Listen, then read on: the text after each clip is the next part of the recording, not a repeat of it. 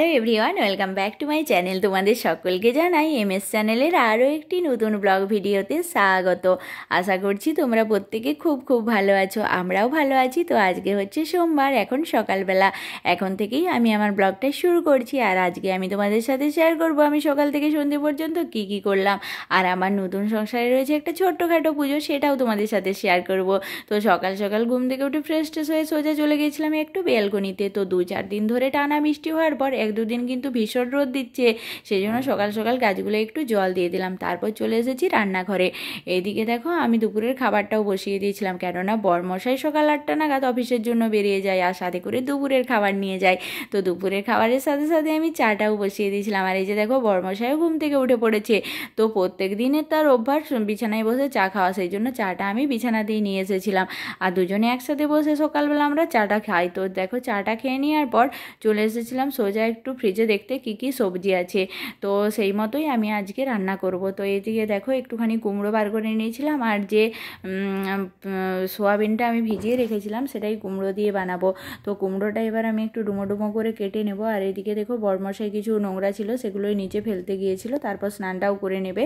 আর এই যে দেখো আজকে কাতলা মাছের ঝোল বানাবো, সেই জন্য মাছটাও আমি ভাজতে দিয়ে দিয়েছিলাম। তো মাছটা একটু কড়া করেই ভাজবো, কেননা কড়া করে মাছ ভাজা খেতে আমার কিন্তু খুবই ভালো লাগে। তোমরা কে কে পছন্দ করো অবশ্যই কমেন্টে জানিও। তো দেখো মাছটা আমার ভাজা হয়ে গেছে। তো এবার এই তেলের মধ্যেই আমি দিয়ে দিয়েছিলাম একটু আলু। তো আলুটাকে এবার ব্রাউন কালার করে ভেজে নিয়েছি। অন্যান্য দিন আমি ডুমো ডুমো করে কেটি, কিন্তু আজকে আমার এরকমভাবেই আলু কাট করতে ভালো লাগলো, সেই জন্য এরকমভাবেই কাট করেছিলাম। আর এদিকে দেখো আবার ওই তেলের মধ্যে দিয়ে দিলাম সামান্য পরিমাণ চিনি কালারের জন্য, আর তার উপর শুকনো লঙ্কা দিয়ে দিয়েছিলাম, গোটা জিরে, আর তারপর পেঁয়াজগুলো ভেজে নিয়েছিলাম। আর পেঁয়াজটা ভেজে নেওয়ার পর এক এক করে আমি মশলাটাও দিয়ে দিয়েছিলাম। আর মশলাটাকেও আমি জল দিয়ে একটু ভালোভাবে কষিয়ে নিয়ে উপর থেকে আলুটা দিয়ে দিয়েছিলাম। আর আলুটা দিয়ে কষিয়ে নেওয়ার পর আমি জল ঢেলে দিয়েছিলাম। তো এটা মোটামুটি 15-20 মিনিটের মতো ফুটে ওঠার পর মাছটাও অ্যাড করে দিয়েছিলাম। তো বরমশাইকে আমি দুপুরের খাবারটা প্যাক করে দিয়ে দিয়েছি। তারপর আমার যে ক্লিনিং ডাস্টিংয়ের কাজগুলো ছিল বাড়িতে সেগুলোও করে নিয়ে স্নানটা করে নিয়েছিলাম। আজকে যেহেতু রয়েছে বাড়িতে পুজো, সেই জন্য আমি ভাবলাম কি মন্দিরটা একটু ভালোভাবে পরিষ্কার করে নিই। তো উপরটাও একটু ঝুলটুলগুলো ঝেড়ে নিয়েছিলাম, আর তার সাথে সাথে মন্দিরটাকেও ভালোভাবে পরিষ্কার করে নিলাম। আর এদিকে দেখো এই কিছু জামা কাপড় আর এই চাদরগুটা কালকে কেচেছিলাম, তো সেটাই এখন ফোল্ড করে নিচ্ছি।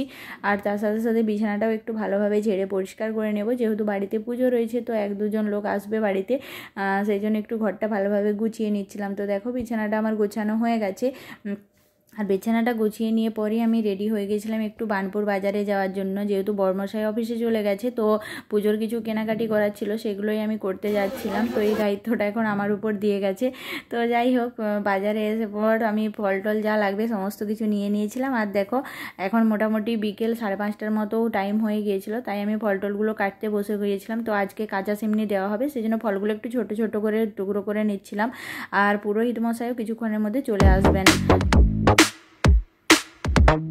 তো এখন মোটামুটি সন্ধ্যে 7টার মতো বেজে গেছে। এই যে দেখো আমাদের পুরোহিত মশাইও চলে এসেছেন, তো উনি পুজো করার জন্য বসেও পড়েছেন। আর এদিকে দেখো আমার মন্দিরটা কীরকম লাগছে চলো তোমাদেরকে দেখাই।